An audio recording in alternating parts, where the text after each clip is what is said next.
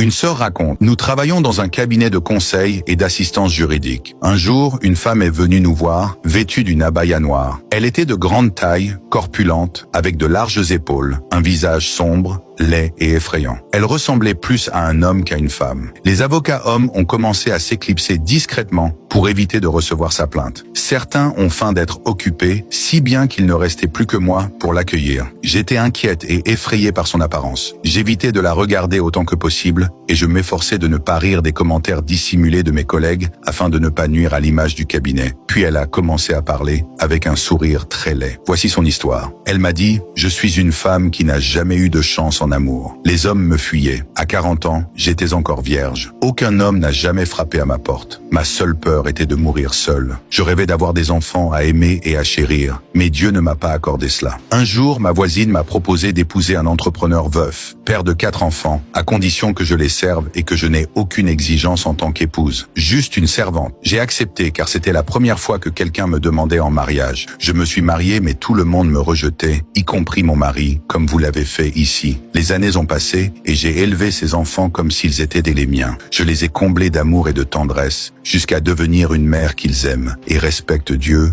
a accordé à mon mari une grande prospérité. Il m'a aimé, tout comme ses enfants, et a fini par me traiter comme une véritable épouse après plusieurs années. J'ai perdu ma virginité. Je suis ici aujourd'hui parce que mon mari est décédé il y a quelques jours. À ma grande surprise, il m'a légué plusieurs biens immobiliers valant des millions. Ses enfants n'ont jamais contesté cela, mais je veux leur rendre tout ce qu'il m'a légué. Je veux que vous m'aidiez à entreprendre les démarches nécessaires. Elle m'a alors montré les documents et les contrats prouvant ses dires. J'étais stupéfaite qu'une personne puisse renoncer à tant de millions d'un simple trait de plume. Je lui ai demandé, très honteuse, et sentant que je l'aimais profondément à présent, son sourire avait embelli son visage. Ne souhaitez-vous pas garder au moins un bien en cas de maladie ou si ces enfants ou le temps vous traitent mal? Elle m'a répondu, non. Je veux tout leur transmettre. Ce sont leurs biens, je n'ai aucun droit dessus. Leur amour me suffit, c'est tout ce que je souhaite. Puis elle m'a dit une phrase qui m'a fait pleurer. Celui qui m'a accordé l'amour après l'amertume du rejet me garantira la protection en temps de trahison. J'ai entrepris les démarches légales et les biens ont été transférés à ses enfants,